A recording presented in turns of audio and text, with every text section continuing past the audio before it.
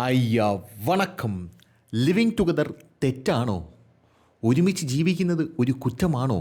കൊച്ചു കൊച്ചു അവിഹിതങ്ങൾ തെറ്റാണോ?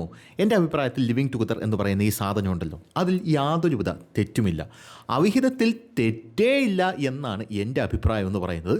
അതായത് അവിഹിതത്തിന് പുറപ്പെടുന്ന പുരുഷന് വേറെ ഭാര്യയും മക്കളും ഉണ്ടെങ്കിൽ അവർക്ക് യാതൊരുവിധ കുഴപ്പമുണ്ടെങ്കിൽ പിന്നെ എനിക്കെന്താണ് കുഴപ്പം? ഇനി അവിഹിതത്തിന് വരുന്ന സ്ത്രീക്ക് വേറെ ഭർത്താവും കുട്ടികളും ഉണ്ടെങ്കിൽ ആ ഭർത്താവിനും കുട്ടികൾക്കും കുഴപ്പമില്ലെങ്കിൽ പിന്നെ എനിക്കെന്താണ് കുഴപ്പം എന്ന നിലപാടാണ് എനിക്ക്. ബാക്കിയെല്ലാം നമുക്ക് ചരമക്കോളത്തിൽ വരുമ്പോൾ കാണാം. അതുപോലെ ചരമക്കോളത്തിൽ വരാനായിട്ട് തയ്യാറെടുക്കുന്ന രണ്ട് യുവമിഥുനങ്ങളാണ് കഴിഞ്ഞ ദിവസത്തെ വലിയ ചർച്ചാ വിഷയമായി മാറിയെന്ന് പറയുന്നത്.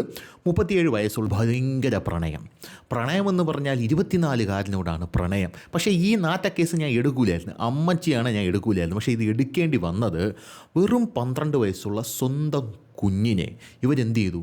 ആ 24 വയസ്സുള്ള അവൻ്റെ മുന്നിലേക്ക് എറിഞ്ഞു കൊടുക്കുകയാണ്. ആ കുഞ്ഞിനെ അവൻ മർദ്ദിച്ച് അവശനാക്കുന്നു. പോരാത്തതിന് ഇതവർ നോക്കി നിൽക്കുന്നു എന്നുള്ളത് മാത്രമല്ല അവിടെയുള്ള വിഷയമെന്ന് പറയുന്നത്. ഇവരെന്ത് ചെയ്യുന്നു? ആ കുഞ്ഞിൻ്റെ നെഞ്ച് മാന്തി പൊളിക്കുക കൂടിയാണ് ഇവർ ചെയ്യുന്നത്.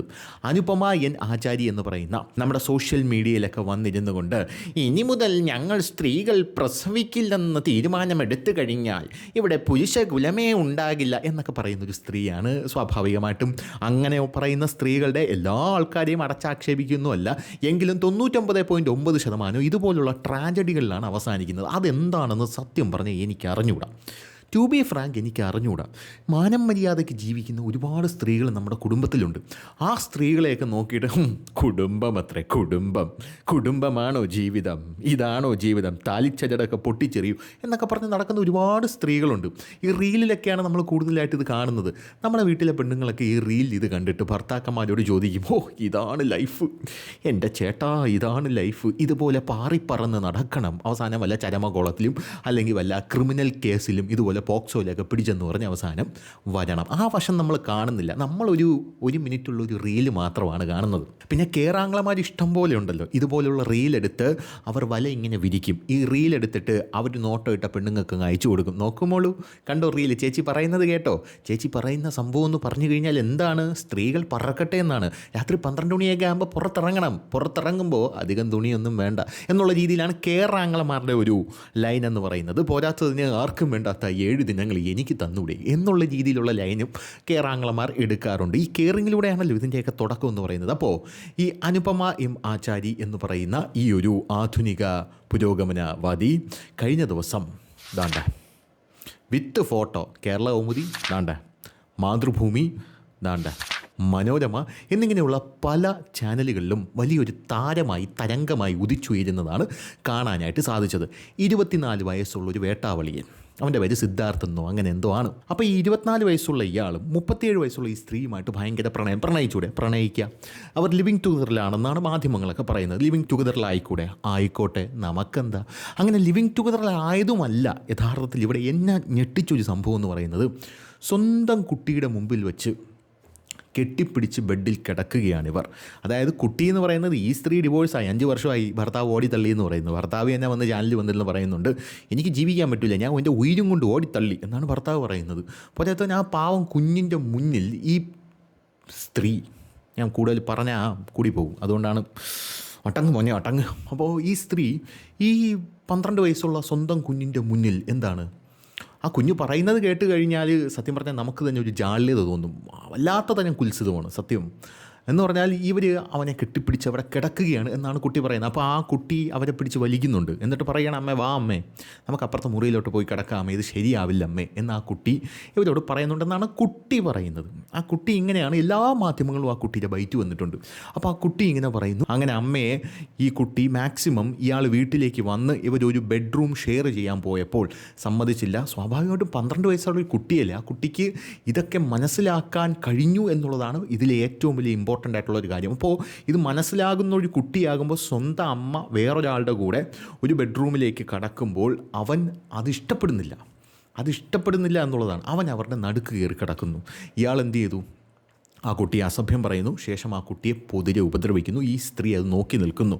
അതിനുശേഷം ഈ സ്ത്രീ ആ കുട്ടിയുടെ നെഞ്ചാങ്കോട് മാന്തിപ്പൊളിക്കുന്നു. കഴിഞ്ഞ ദിവസം സ്കൂളിൽ പോയ ഈ കുട്ടി ഇത് തിരിച്ചു വന്നപ്പോൾ ഈ അമ്മയുടെ സഹോദരി എന്നാണ് ഞാൻ മനസ്സിലാക്കുന്നത്. അമ്മയുടെ സഹോദരി അല്ലെങ്കിൽ ചെറിയമ്മയോ വലിയമ്മയോ വാട്ട് എവർ ഇറ്റ് ഈസ്, അവരോട് പറയുന്നു. അവരിത് കുട്ടിയുടെ അച്ഛനെ വിളിച്ച് പറയുന്നു. ഇത് സംഭവം പുറം ലോകമറിയുന്നു, ഇതാണ് കാര്യമെന്ന് പറയുന്നത്.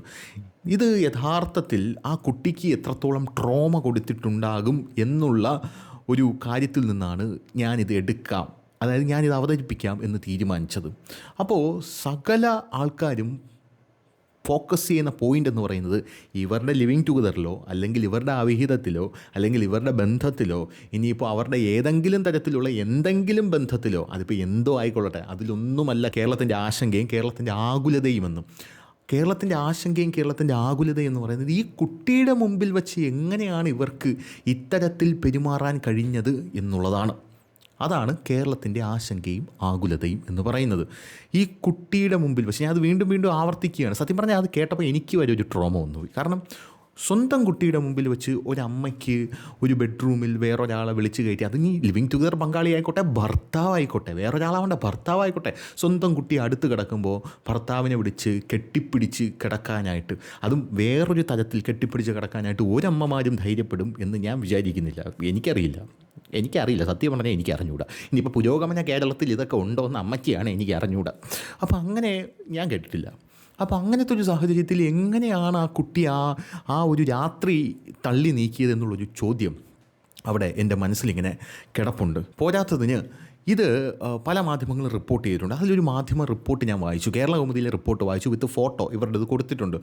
ഇവരുടെ മാതൃഭൂമി ന്യൂസ് പുറത്ത് വിട്ട ഇവരുടെ ആ ഒരു വിഷ്വലിൽ ഇവർ ആ ഒരു പോലീസ് സ്റ്റേഷനിൽ നിൽക്കുന്ന വിഷ്വലാണ്. യാതൊരുവിധ ഒരു കുറ്റബോധവും നിഴലിക്കാത്ത ഒരു മുഖമാണ് ഇവർക്ക് പ്രധാനമായിട്ടും ഉള്ളത്. ഒരു കുറ്റബോധവും ഇവർക്ക് തോന്നുന്നില്ല. ഇവർ സോഷ്യൽ മീഡിയയിൽ വന്ന് കിടന്ന് തള്ളുന്നതും ഇവരുടെ ജീവിതവുമായിട്ട് ഒരു ബന്ധമില്ല. പലരും അങ്ങനെയാണ്. ഇപ്പം നമ്മൾ ഈ സോഷ്യൽ മീഡിയയിൽ റീലിൽ സന്തോഷത്തോടു കൂടി കാണുന്ന പല ആൾക്കാരും യഥാർത്ഥത്തിലുള്ള ജീവിതം അങ്ങനെ ആയിരിക്കില്ല.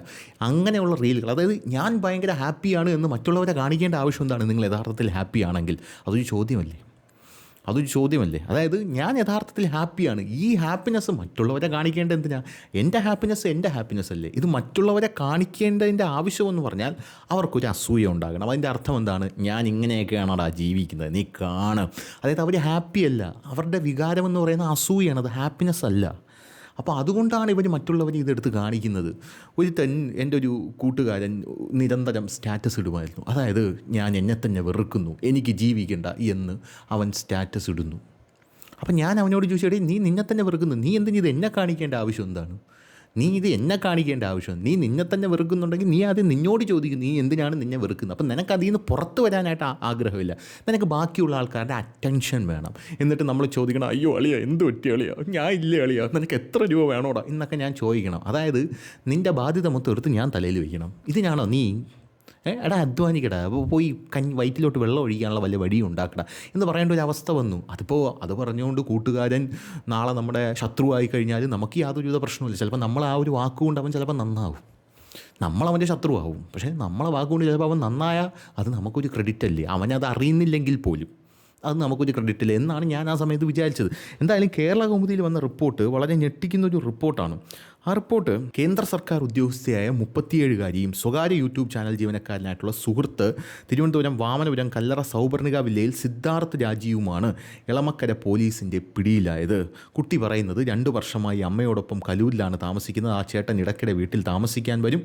കഴിഞ്ഞ 2 മാസമായി സ്ഥിരമായി ഞങ്ങളുടെ കൂടെ താമസിക്കുന്നു. ആ ചേട്ടൻ അന്ന് ദേഷ്യം വന്നപ്പോൾ കഴുത്തിൽ പിടിച്ച് ബാത്റൂമിൽ സൈഡിലോട്ടിട്ടു. എൻ്റെ ഷോൾഡർ അവിടെ പോയി ഇടിച്ചു, കൈ പിടിച്ച് ഉടച്ചായിരുന്നു. ശേഷം അമ്മയെ വിളിച്ച് അപ്പുറത്തെ മുറിയിൽ പോയി എനിക്ക് അമ്മയോടൊപ്പം കിടക്കണമെന്ന് ഞാൻ ആ ചേട്ടനോട് പറഞ്ഞു. അമ്മയെ കുറേ തവണ വിളിച്ചപ്പോൾ അമ്മയ്ക്ക് ദേഷ്യം വന്ന് എന്നെ കൈവച്ച് മാന്തി. ഞാൻ കരഞ്ഞപ്പുറത്തെ മുറിയിൽ പോയി കുറച്ചു നേരം കിടന്നു. ഇതിനു മുമ്പ് എന്നെ ഉപദ്രവിച്ചിട്ടുണ്ട്. അമ്മ അയാളെ ഇതുവരെ പിടിച്ചു മാറ്റുകയൊന്നും ചെയ്തിട്ടില്ല എന്നുള്ളതാണ് ഈ കുട്ടിയുടെ ബൈറ്റ് എന്ന് പറയുന്നത്.